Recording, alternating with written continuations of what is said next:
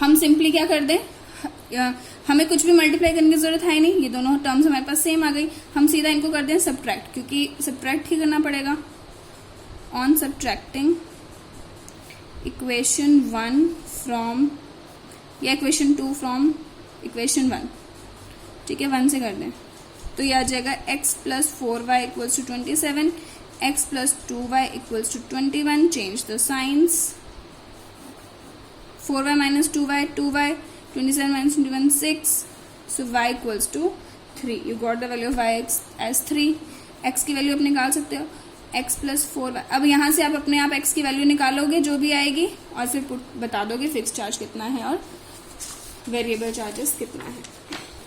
तो ये तो हो गई आपकी exercise 3.4 which was based on elimination method. Now next exercise is based on cross multiplication method. Cross multiplication method जो है, देखो हर मेथड की अपनी एक क्वालिटी है, एक प्रॉपर्टी है। तो जनरल इक्वेशंस जो हमारे पास नॉर्मल ऐसे इक्वेशंस आती है, मैक्सिमम हम कोशिश करते हैं कि एलिमिनेशन मेथड यूज हो जाए या सब्स्टिट्यूशन मेथड यूज हो जाए, ठीक है। क्रॉस मल्टीप्लिकेशन थोड़ा सा लेंदी पड़ता है, थोड़ा सा कैलकुलेटिव है, तो इसमें हमें ज़्यादा कैलकुलेशंस का ध्यान रखना पड़ता है। तो क्रॉस मल्टीप्लिकेशन मेथड मैं जनरली प्रेफर करती हूँ, या मैं आपको ये सजेस्ट करूँगी कि क्रॉस मल्टीप्लिकेशन मेथड उन टाइप के क्वेश्चंस में यूज़ करो जैसे आपके क्वेश्चंस आते हैं एक्सरसाइज 3.5 में।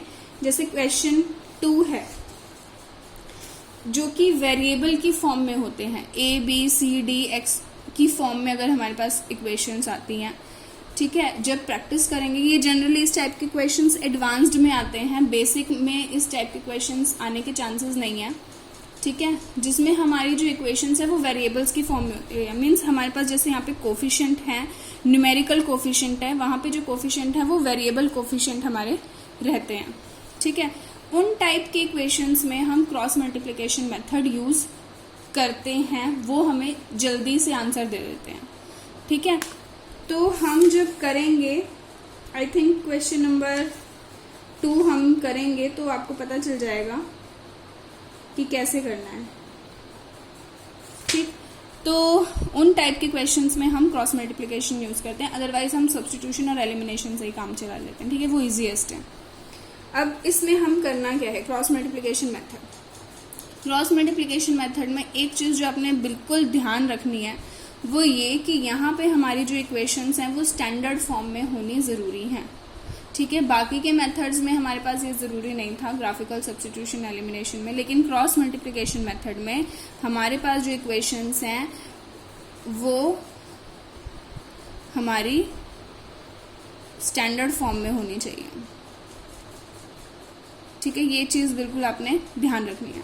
तो स्टैंडर्ड फॉर्म में पहले हम अपनी इक्वेशंस को लिख लेते हैं। स्टैंडर्ड फॉर्म इन सबका सब लेफ्ट साइड में,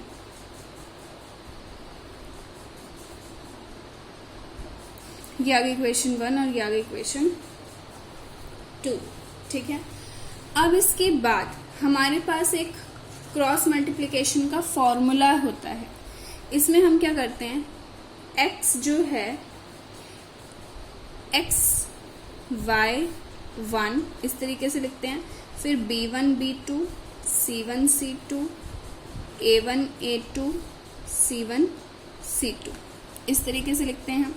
ये सब इक्वल है, ये हम फ्रैक्शन बनाने के लिए लिख रहे हैं, ठीक है। अगर आपको डायरेक्ट फॉर्मूला याद हो जाता है तो आप डायरेक्ट फॉर्मूला भी लिख सकते हो, अदरवाइज आप फॉर्मूला बनाने के लिए इसको लिख लो, ठीक है। आई वुड प्रेफर कि आप इसको लिख लो। अब इसमें ये b1 b2 c1 c2 a1 a2 ये क्या है, ये कोफिशिएंट्स है हमारी इक्वेशंस के, ठीक है। अब तो चाहो तो आप यहाँ लिख लो कि यहाँ पे a1 है हमारे पास 2, b1 है 1 और c1 है -5, यहाँ पे a2 है हमारे पास, सेकेंड इक्वेशन के वेरिएबल्स को 2 नाम दे दिया, 3, b2 है हमारे पास 2 और c2 है हमारे पास -8। ये जब हमने सेकेंड एक्सरसाइज की थी, ठीक है, ये पता लगाने के लिए कि इनफाइनाइट सॉल्यूशंस है, यूनिक सॉल्यूशंस है, बिना सॉल्व करे, तो हमने ये पढ़ा था कि a1 b1 c1 a2 b2 c2 किसको देते हैं नाम, ठीक है। इस तरीके से लिख लो आप यहाँ पे, ताकि आप जब पुट करो तो आपको इजी रहे। अब इनको करना है क्रॉस मल्टीप्लाई, b1 को c2 से, b2 को c1 से, इसको इससे, इसको इससे, इसको इससे, इसको इससे, ठीक है। तो यहाँ पे हमारे पास x का जो फ्रैक्शन आ जाएगा, ये फ्रैक्शंस है, x का जो फ्रैक्शन आ जाएगा वो आ जाएगा b1c2 माइनस b2c1, ठीक, इक्वल्स टू y का फ्रैक्शन c1a2 माइनस c2a1, ठीक, इक्वल्स टू 1 का फ्रैक्शन 1/a1c2 माइनस a2c1, ये आ गया 1 का फ्रैक्शन। अब बस आपने इसमें अपनी वैल्यूज करनी है पुट। तो ये तो आपका हर ही क्वेश्चन में ऐसे बनेगा। तो अगर आप चाहो टाइम बचाने के लिए आप ये ना भी बनाओ, ठीक है, इसको ना बनाओ और इसको आप डायरेक्टली, अगर आपको ये याद हो जाता है तो आप डायरेक्टली इसको याद कर लो, x upon b1c2 minus b2c1, y upon c1a2 minus c2a1 और ये 1 वाला फ्रैक्शन, ठीक है। तो आप डायरेक्टली अपनी इक्वेशन के बाद अपने कोफिशिएंट्स का नाम रखने के बाद डायरेक्टली आप ये वाला स्टेप भी कर सकते हैं। अगर बच्चों को याद नहीं होता है कि ये क्या है, 1 2 3 में कहीं गड़बड़ ना हो जाए तो वो ये बना लें, ठीक है। अब इसके बाद हम क्या करते हैं, वैल्यूज रखते हैं। b1 क्या है 1 इंटू c2 क्या है -8, ब्रैकेट्स में रख लो तो इजी रहता है, माइनस b2 क्या है 2 इंटू c1 क्या है -5 equals to y upon c1 क्या है -5 इंटू a2 इज 3, ठीक है, माइनस c2 क्या है -8 इंटू a1 क्या है 2 इक्वल्स टू, ये जो हमने वैल्यूज रखी हैं यहाँ पे, यहीं से मैं देख देख के लिख रही हूँ यहाँ पे, है ना, बस वैल्यूज तो पुट करनी है। 1/a1 क्या है, a1 है 2 इंटू c2 क्या है -8 माइनस a2 क्या है 3 इंटू c1 क्या है -5, ठीक है। अब यहां से देख के हमने वैल्यूज यहाँ पे पुट कर दी, बस अब इनको सॉल्व करना है। x upon -8 minus minus plus 10 equals to y upon 15 minus minus plus 16, 1 upon -16 minus minus plus 15, यह आ जाएगा x upon 2 equals to y upon 1 equals to 1 upon -1, ठीक है। ओके, सेकेंड a1, एक चीज यहाँ पे गड़बड़ हुई है, वो ये कि यहाँ पे b1 b2 आएगा, ठीक है। तो यहाँ आ जाएगा b2, यहाँ आ जाएगा b1, ठीक है। b जो है हमारा वो रिपीट कर रहा है, तो b2 हमारे पास आ गया यहाँ पे 2 और यहाँ b1 है हमारे पास 1, यह आ जाएगा 4, यह आ जाएगा प्लस और यह आ जाएगा 3 -3, ठीक है, यह आ जाएगा +1।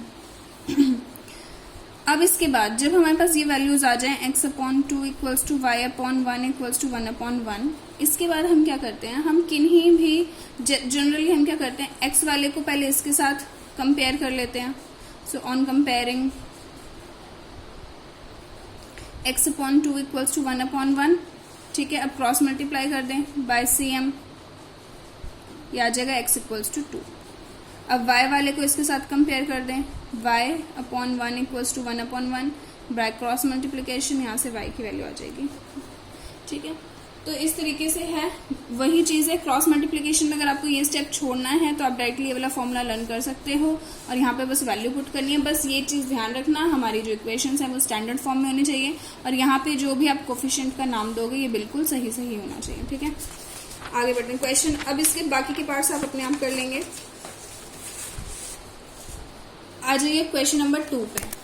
क्वेश्चन नंबर 2 में हमसे ये बोला है कि for which values of a and b does the following pair of linear equations have infinite solutions. Infinite हमें दो इक्वेशंस दे रखी हैं, एक तो हमारे पास न्यूमेरिकल कोफिशिएंट के साथ दे रखी है, एक हमारे पास ए बी की फॉर्म में दे रखी है, और हमें ये बोल रखा है कि ये इनफाइनाइट सॉल्यूशंस हैं इसके। तो बताइए ए और बी की वैल्यू क्या होगी। तो इनफाइनाइट सॉल्यूशंस अगर होंगे तो इनफाइनाइट सॉल्यूशंस में हमें एक रिलेशनशिप पता है रेशियोज का कि A1/A2 equals to B1/B2 equals to C1/C2, ठीक है। अच्छा, एक चीज और, हमारे पास जो इक्वेशंस थी ये स्टैंडर्ड फॉर्म में नहीं थी, तो पहले मैंने इसको स्टैंडर्ड फॉर्म में लिख लिया है। तो यहां से अगर हम चाहें तो पहले अपने लिख लें, A1 मेरे पास है 2, B1 है 3 और C1 है -7, A2 है A-B, B2 है A+B और C2 है, ये पूरा का पूरा जब हम लेफ्ट साइड लाए थे तो इस पूरे को हमने ब्रैकेट में रख के माइनस किया था, -3A + B -2, ठीक है। अब यहाँ पे ये बोल रहे हैं कि इनफाइनाइट सॉल्यूशन है, तो for infinite solutions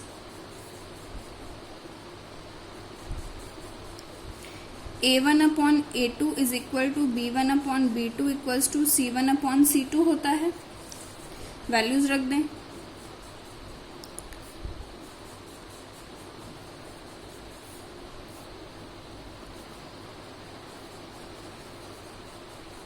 minus minus यहाँ कैंसिल कर देते हैं, ठीक है।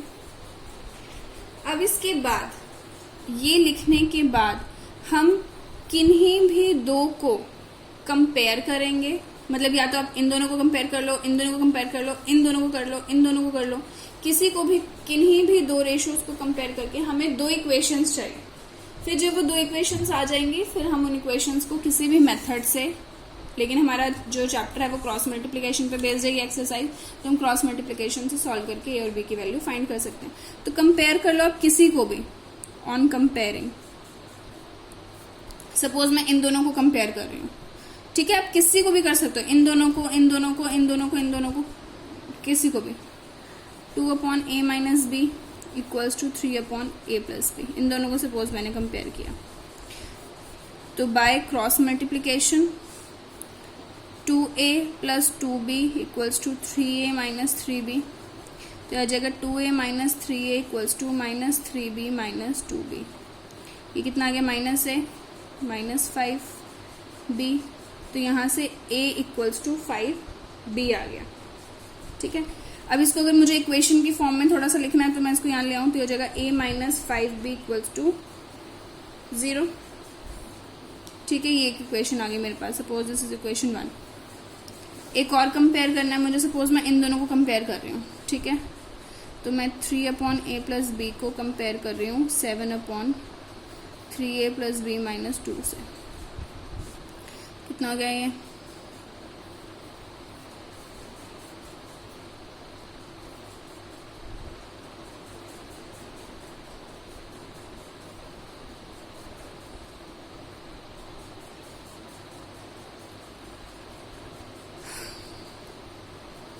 ठीक है। तो ये आ गई मेरे पास मेरी इक्वेशन नंबर 2। अब इन दोनों इक्वेशंस को हम किसी भी मेथड से सॉल्व कर सकते हैं। अब वो, लेकिन इस एक्सरसाइज में हम क्रॉस मल्टीप्लिकेशन यूज कर रहे हैं, तो हम इस एक्सरसाइज में क्रॉस मल्टीप्लिकेशन मेथड ही यूज कर लेते हैं, ठीक है। अब क्रॉस मल्टीप्लिकेशन में एक इक्वेशन हम A1 B1 C1 ये नाम दे दें। फर्स्ट इक्वेशन में A1 है 1, B1 है -5 और C1 यहाँ पे कुछ भी नहीं है, मीन्स 0 है। फिर सेकेंड इक्वेशन से हमें मालूम पड़ा कि A2 है 2, x यहाँ पे XYZ की जगह हमारे पास A और B है वेरिएबल की फॉर्म में, ठीक है। और B2 है हमारे पास -4 और C2 है हमारे पास -6। Clear, A2 2, B2 -4, C2 -6।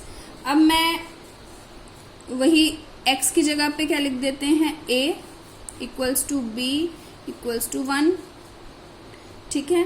और यहाँ पे हम क्या लिख सकते हैं, B1 B2 A1 C1 C2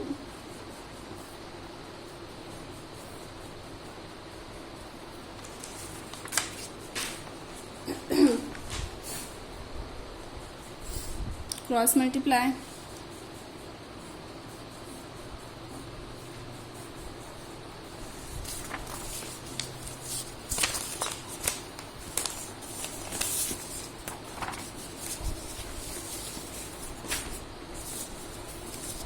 हमारे पास जो फॉर्मूला बन जाएगा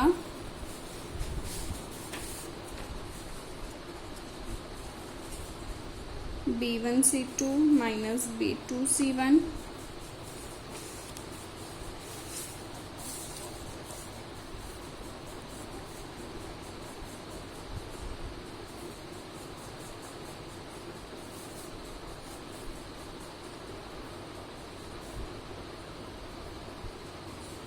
ठीक है। वैसे ही जैसे एक्स वाई जेड की फॉर्म में लिखा था, यहाँ पे हमारे पास जो वेरिएबल्स हैं वो ए और बी की फॉर्म में है, तो हम यहाँ पे ए और बी की फॉर्म में लिखते हैं। वैल्यू पुट कर देते हैं हम अपने कोफिशिएंट्स की।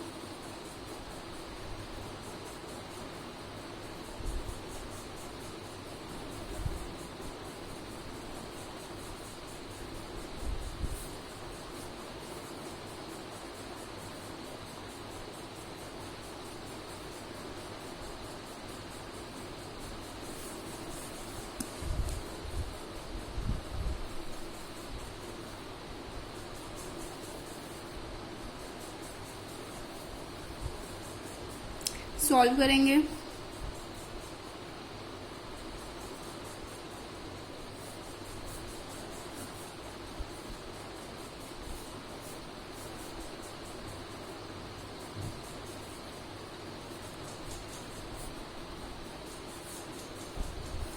कंपेयर करेंगे।